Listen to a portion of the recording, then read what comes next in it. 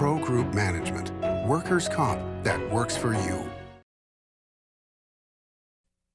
Welcome to Nevada Newsmakers. Sam is taking a little R&R by attending business meetings all week.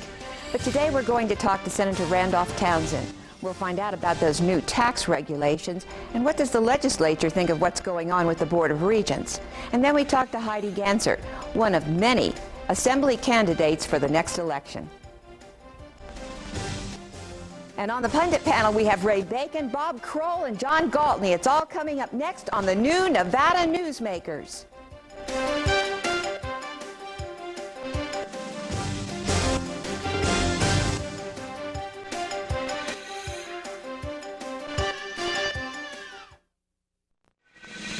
Nevada Newsmakers, brought to you in part by Charter Communication. The Abowed family has an appetite for dialogue. Agree or disagree, have the conversation. All opinions are welcome.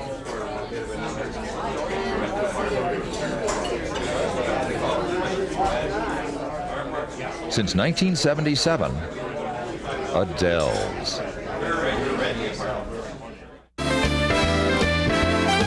Catch us straight, dine at 8. Lucky you. Lucky you. Dance till 1. Have some fun. Lucky you. Lucky you. Taste the shrimp. Have a sip. Try the pool. Play it cool. At the Sienna Hotel Spa Casino. Lucky you.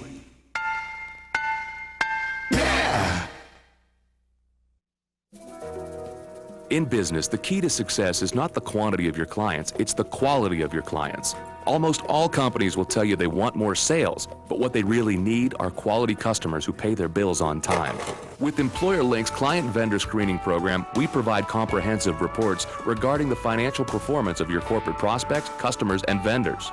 Build your business with great clients and vendors. Call Employer Links today at 883-3733. If you own a business and want to maximize your company's potential, join the Retail Association of Nevada. Our membership benefits include the Nevada Retail Network Self-Insured Group, providing workers' compensation coverage that can lower your rates. That savings can go directly to your bottom line. We are an effective pro-business organization that lobbies on behalf of our business members. The Retail Association of Nevada, protecting Nevada businesses for 35 years. Call 882-1700 to see what we can do for your organization. And now, back to Nevada Newsmakers with Ande Engleman. Senator Randolph Townsend has not only been a senator for many years, but he's chairman of the Legislative Commission. That's the group that runs the state when the legislature's not supposed to be there. Senator Townsend, thank you for being here this morning. It's always good to be here, Andy. All right, let's start with your last Legislative Commission meeting, which was last Wednesday, where you approved the regulations for taxes. Starting January, just a few weeks off, people are going to start paying these taxes. Bottom line, what did we come out with? Anything decent? I think that what the process proved through the Tax Commission as well as the Gaming Control Board and all of the hearings, they had hundreds of hours and they took testimony from not just industry types and business types, but from the public. There was a lot of public testimony because a lot of media coverage went into it. And then ultimately it came back for us for approval. And when everyone finally testified and all the legislators that are on the commission reviewed them and went through them, I think it's a remarkable job by all of the staff as well as the appointees to those two boards and commissions, that they did a substantially better job than we did at ours when we passed SB 8. All right, will people be surprised when they get their tax bill? Is there going to be sticker shock? I don't think so. I think you're going to see a rise, obviously, in cigarette tax, which for many people who are sensitive to that price point, that's going to be something they'll be sensitive to, as well as liquor. But you're also going to see, I don't think that the business community, unless they haven't been paying attention for the last year or so, is going to be surprised by the payroll tax that broadens our base. Everyone pays it. It grows with growth. And we think should put us in good stead long-term relative to the needs, particularly of education, seniors, and all the things that we're having to face. What about the entertainment tax? That's been quite controversial. Yeah, every time you think you have your arms around that, there's a new competitive nature that comes in. And, you know, where we have the rib cook-off here in Sparks and we have Hot August Nights, they have different issues in Southern Nevada. There's a very competitive area for dancers down there. So then you have the gentlemen's clubs in Southern Nevada, which was one of the goals, was to get them to pay some of the social costs that they create. So that was the most difficult of all of it to come to resolution on, but we think we've got a final one, and if it doesn't work, we'll go back to hearing and we'll try it again. Okay. I want to switch the subject now a little bit to the Board of Regents. I don't know if you were aware that Senator Ann O'Connell and Senator Ande have requested a bill to reconstitute the Board of Regents. Basically what they want to do is open up a public dialogue as to what should we do about the Board of Regents. I think their suggestion is some of them be elected, some of them be appointed on a Missouri plan where they would come to the ballot then and people would vote whether or not to keep them in office. If they vote no, then the governor would reappoint somebody else. How does this strike you? Well, I think that one of the things you have to look at is looking throughout the country at all the boards of regents. You'll find that the boards of regents of the three most highly thought of university systems in the country, which are New York, Michigan, and California, are all appointed, not elected. So I think that we need to have that kind of dialogue of what is best for the public, what is best for the University of Nevada and community college system. Doesn't matter whether it's elected or appointed, what's best for them. And if it's a combination, then we should give it a try. I think that's an important dialogue to have, and I appreciate that you have Northerners, Southerners getting together to try to have that dialogue, because it is a state system, and that's important for all of us, particularly those of us north of Clark County. Well, we've just had horrible allegations, a meeting that sounds like it was a Star Chamber affair held by the Board of Regents. We keep seeing this problem with the Board of Regents, yet they control the second largest chunk of dollars, tax dollars in the state. How can we have some checks and balances on this group? Well, I think the first thing that that bill ought to do is talk about the open meeting law and remind the Board of Regents or any other agency that you're under this, and this is what you have to do. We're under it except for the things we don't want to be under. That sounds like the rules of evidence. Right. It's a remarkable anomaly. This is public education, funded by public dollars. It should be publicly administered and debated. Going into what the recent allegations, and I think most of us have read or seen some kind of analysis of this, for that to be a closed meeting and terminate the president of one of our educational institutions without him being present or being handed any kind of formal charges where he could respond was absolutely absurd. Star Chamber's too nice a term for that. Well, we try and keep it clean. It's a family show. You've been very much involved in mental health in this state. And there's a lot of talk just recently also about gambling addiction. Do addictions fall under mental health treatment? Absolutely. It's very important that you understand that I think what the gaming industry does, and I think we ought to be proud of our kind of our homegrown group here, Harrah's, which started here when Mr. Harrah was alive. If you look at all of their ads, you'll see at the end that if you have a problem, here's the number to call. We want to help. I think we have to start realizing that it is an addiction, not just in Nevada, but throughout this country. It creates all kinds of social problems, family problems, and it should come under that. And if we have those problems, if someone is particularly an employee of the state through their health plan, that should be available to them. We should recognize it as such, deal with it as such, try to be helpful to people that are productive citizens, but do have this challenge in front of them. If we require insurance companies to treat these mental illnesses and so forth, isn't that going to drive up the cost of health care tremendously? Excellent point, and we've debated this at great length. What I think you'll find is that over time, particularly in the area of mental health, that the cost is actually even or less because of the other things it considers. When you talk about the degradation of a family, when you talk about divorce, when you talk about wasted assets because of something like this, that's a problem. And I think that all of us would like to make sure that everybody gets what they need and becomes productive citizens again, because in the end, that's what grows the economy. Senator Townsend, thank you so very much. Thank you. Appreciate it. We'll be right back with Heidi Gansert and hear what she stands for.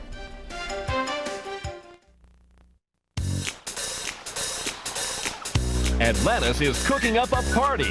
It's every diner's paradise. Toucan Charlie's Buffet and Grill, voted Reno's best buffet by locals year after year. Experience the Mongolian barbecue, new Asian station, and sumptuous exhibition stations filled with fresh entrees, salads, and desserts. Try the Friday night seafood buffet and Sunday champagne brunch.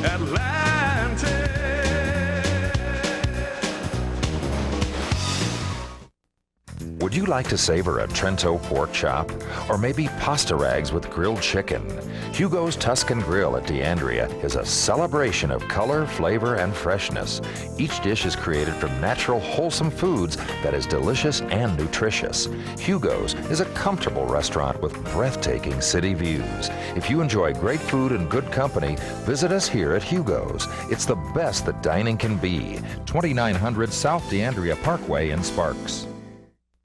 Welcome to Sushi Club, best sushi in town. The Sushi Club in Independence Square uses the best quality products. The sushi is dynamite, and the service is just wonderful. The Sushi Club is bigger and better. We have 11 sushi chefs on staff, and the service is great. All your friends will tell you that Sushi Club is the best place for the best sushi. Come join us for lunch or dinner. The Sushi Club, 294 East Moana Lane in the Independence Square. Now that's great sushi.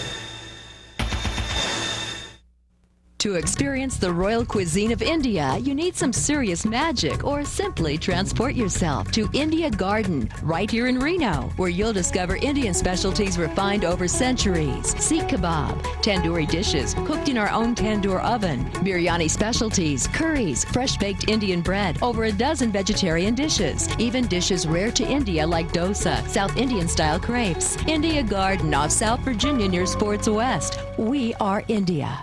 And now, back to Nevada Newsmakers with Ande Engleman. Over the next year, Sam and I will be talking to a variety of people called candidates. Before the next election, we'll make sure that you get to meet everybody that's running and what they have to offer. Today, we begin that by talking to Heidi Gansert, a candidate for the Assembly. Heidi, thank you for being here today. Thank you, Andy. Now, tell us, what Assembly district are you running for? I'm running for District 25, which is Don Gibbons' open seat. Okay, and you are a? I'm a Republican. You're a native Nevadan? I'm a native Nevadan, actually second generation. My parents are Leo and Diane Sievers, who've been integral members of our community for a long time. Okay, and you're married? I'm married. I've been married for 17 years to Guy Gansert, and I have 4 children.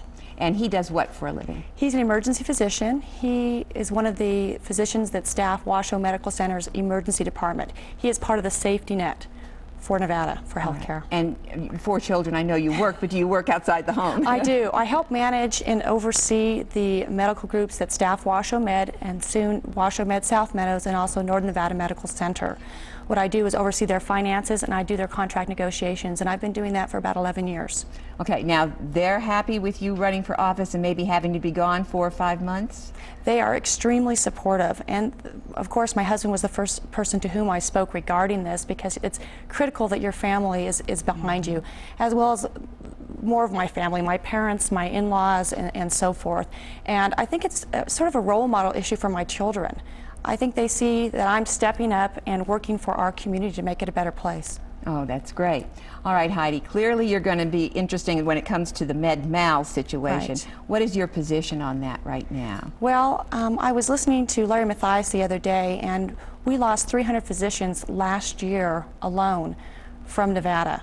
And I think that it's critical that we support our healthcare network and that we do have further reforms that we have right now.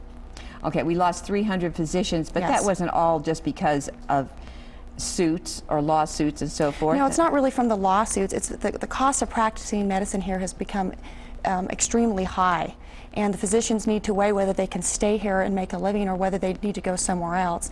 And so it really is, it's critical that the malpractice insurance that we have greater control over that, I guess, just the cost of it. And right now, for the most part, the physicians have been leaving Southern Nevada. That's where it's at the most critical point. But it's starting to shift. The dollars that are demanded to have malpractice insurance are starting to shift our direction up here in the north. And so I think that we will have more physicians leave the north than we've had in the past. Okay, let's talk about taxes. Okay. Where do you stand on taxes? What about a gross receipts tax? I understand there's going to be a push to bring back a gross receipts tax in the next session. Well, I am a fiscal conservative. I have talked to people who supported gross receipts and also the payroll tax last session. And I'm one of those people that I will look at things from many directions. My background is actually engineering, and I have a master in business, and I'm very good at looking at numbers, and I'm very good at dealing with people and listening to their needs. So I'm going to have to look at what is presented next session.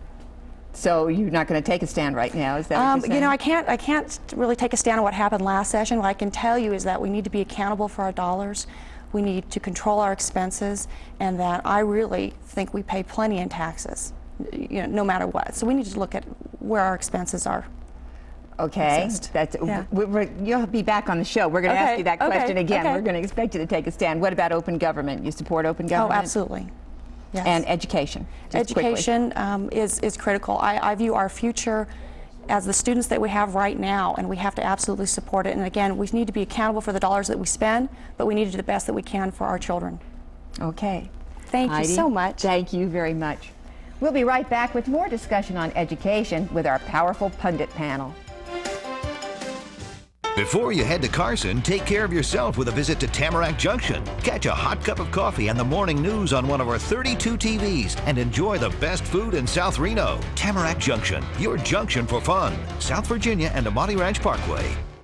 The Abowed family has an appetite for dialogue. Agree or disagree, have the conversation. All opinions are welcome.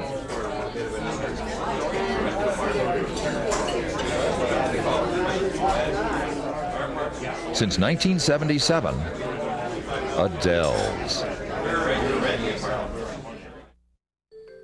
Your home is an expression of all things comforting and familiar. For custom storage, you can count on California Closets to provide quality, value, and design integrity. The process is easy, combining your personal style with our organizing expertise. We care about what matters most to you, making your home functional and beautiful. California Closets, simplifying home and life since 1978. Call today for your complimentary design consultation.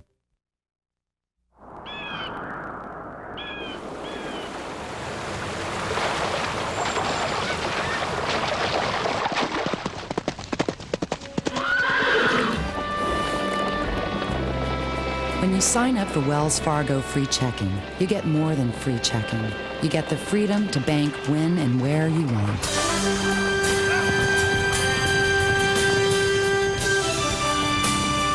Wells Fargo, the next stage.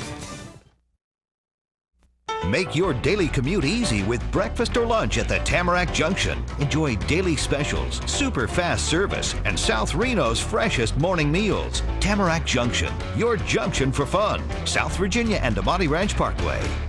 And now, back to Nevada Newsmakers with Ande Engleman. And we're back on the pundit panel, who is still talking. They haven't stopped yet. Ray Bacon with the Manufacturers Association. Bob Crowell, attorney, but also sits on the Carson City School Board. Morning. And John Gwaltney, who's an expert in education. We'll just put it like that, right? But he's speaking for himself today, right? It's very kind. Okay, let's start with No Child Left Behind. Ray, can you give us a rundown on where we are? If you take a look at the National Assessment of Education Progress, which is listed as the nation's report card, those reports came out about, two and a half weeks ago. And when you read through the little bio on the Nevada sheet, it says Nevada's test scores were, on reading, were higher than one of the 53 entities. And the 53 entities include the 50 states, the DC schools, and the Department of Defense schools, both overseas and stateside. So we're lower than all but one, which is the DC school, statistically equal to 7 and then behind 44.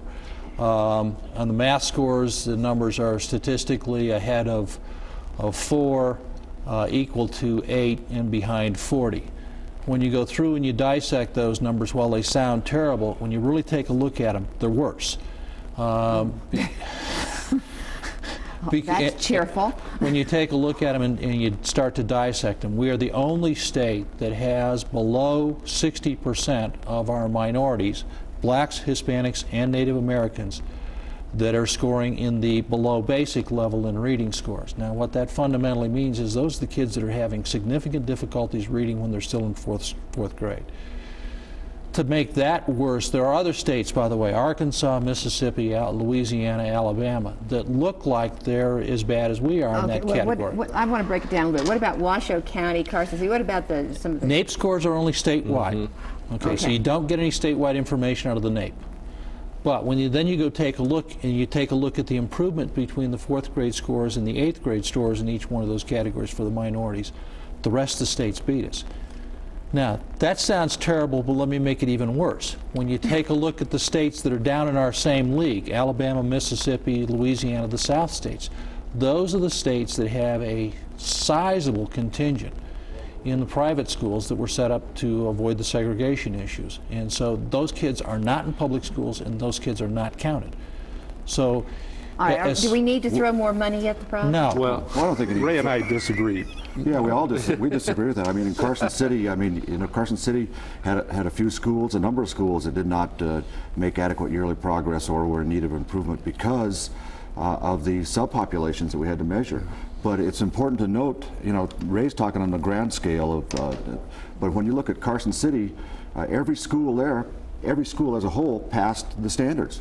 Now, we may have had some subpopulations, the learning disabled, who did not, and other minorities who did not, but as a whole, Carson City schools did very well. I got to tell you, I think this No Child Left Behind law is the equivalent of state-sponsored racial profiling, because what it does is it labels those who would make a school not succeed are labeled as the ones who are precluding education from getting forward in that community. And I think that's the wrong approach to how we should be doing it. Turn the rest of the community against it. But it does that, and we should be focusing on the high side of issues and creating incentives where people who do well are rewarded, and we don't label people as failures right off the bat. But it's not, let John jump in here and I'll let you defend. Gentlemen, I almost agree with some of you. First of all, I do believe finances make a big difference. Statistically, if you take the top and bottom off, you take Utah out of the system, you take DC out of the system, you start looking at those which are really examples of education in this nation. The funding makes a difference. So let me disagree with Ray on that issue. The second issue is I think No Child Left Behind does provide a very good mirror for us to look at. We need some standard, and even though I disagree that it's perfect, some people like to suggest it's perfect, it needs to be rewritten. It needs to be more realistic at times. But the fact of the matter is we can't ignore that there are a number of schools in this state and other states that are not doing well. And I think the question of funding is important to this issue. Well, let me jump into this thing. Let me talk about Carson City schools, because I live close to Carson City and I'm relatively familiar with what's going on there. Okay. Carson City is grabbing hold of their schools that have high minority populations and addressing those issues and ratcheting up the expectations. Carson City, in my estimation, will do marked improvement in their minority populations. I wish I could say the same about Washoe County and Clark County. I don't think I can, because I think Secretary Page's comments on the soft bigotry of low expectations, where the teachers and the administrators in schools don't expect much out of the minority kids just because they're minorities. I'm sorry, that's criminal, immoral behavior, and it happens in this state. I totally agree with Ray. It should not happen. But the fact of the matter is, without No Child Left Behind, it was happening and no one was blowing the whistle. I totally agree. So with that in mind, we have to have some characteristic like that to hold the feet to the fire. Totally agree. Now, the next question is, the state did not respond on that issue. With the number of English as a second language, the mobility of our population, the character of the student population in this state, we cannot measure against Mississippi or Alabama because we have bigger problems. But you go take a look at the schools, the school districts around the country that have said, we're not going to go through this bilingual education monkey business and bleed out the problem for years, but they go put kids in English immersion classes, and that's their total focus for a year. Then they move forward. Let me ask a question from a taxpayer point of view.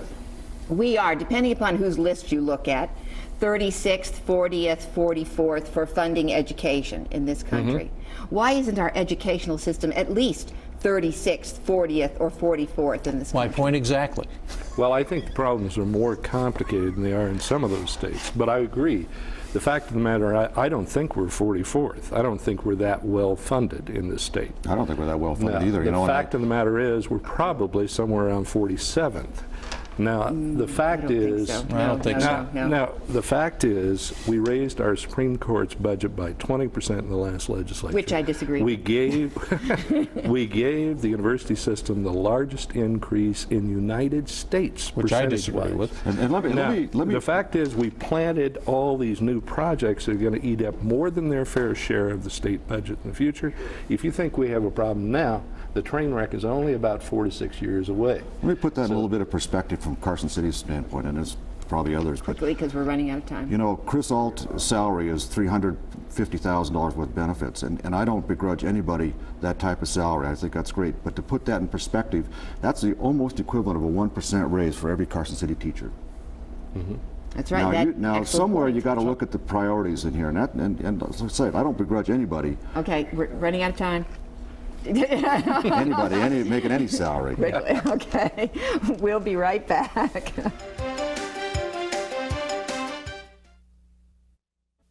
It's America's largest historical district, and it's fun for the entire family. Virginia City is where the West comes alive every day, from train rides to gunslingers. Your gang can explore mines and interesting museums, visit historic saloons, and do some great shopping. Virginia City is the ultimate in family entertainment, and it's very affordable. Come up and stay overnight in our hotels, motels, and RV park. Virginia City, the Wild West at its best.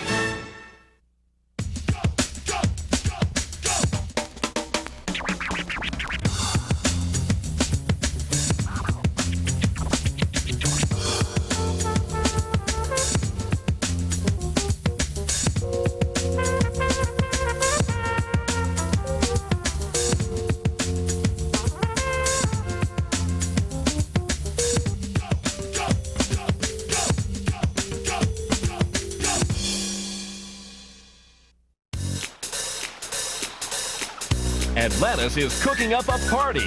It's every diner's paradise. Toucan Charlie's Buffet and Grill, voted Reno's best buffet by locals year after year. Experience the Mongolian barbecue, new Asian station, and sumptuous exhibition stations filled with fresh entrees, salads, and desserts. Try the Friday night seafood buffet and Sunday champagne brunch. Atlantis.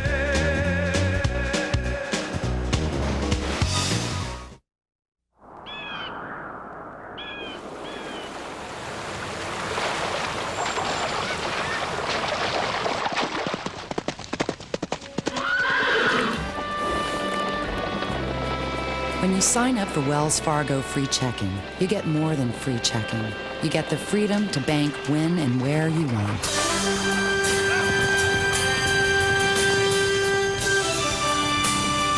Wells Fargo, the next stage. Nevada Newsmakers, brought to you in part by Charter Communication. The pundit panel was just getting warmed up, and they're still going at it. We'll probably continue this discussion with them next week. Don't want to miss tomorrow when we have United States Senator Harry Reid here with us, and my guest co-host will be Dick Gamek, Washoe County District Attorney. Thank you for watching.